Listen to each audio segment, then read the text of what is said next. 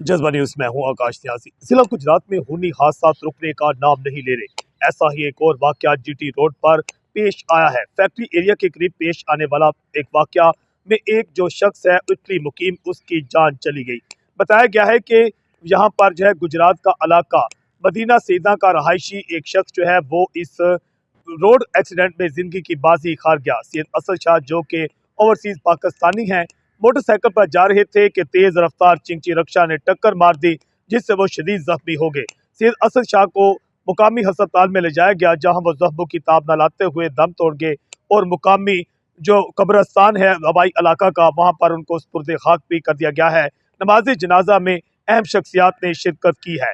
बताया गया है कि गुजरात की मरूफ जो है कारोबारी समाजी शख्सियत सैयद इजाज शाह के ये भाई बताए गए थे, सैयद असद शाह, जो कि ट्रैफिक हादसा में जिंदगी की बाजी हार गए।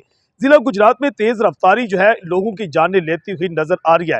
खास तौर पर पुलिस दावा तो करती है, ट्रैफिक पुलिस के तेज रफ्तारी से गाड़ियां चलाने वालों के खिलाफ कार्रवाई की जा रही है, मुकदमात भी दर्ज किए जा रहे हैं, मगर इसके बावजूद सड़कों पर शहरियों की अमवात रोकने में ट्रैफिक पुलिस जो है वो नाकाम नजर आती है। पेट्रोलिंग पुलिस भी इसमें नाकाम आती है और खासतौर पर मोटरवे पुलिस जो है जीटी रोड पर और गुज़श्ता 3 माह के दौरान, साल 2026 के पहले 3 माह के दौरान इतने लोग कत्ल नहीं हुए जितने ट्रैफिक हादसात में मारे गए हैं। जज्बा न्यूज से मैं हूं आकाश न्यास।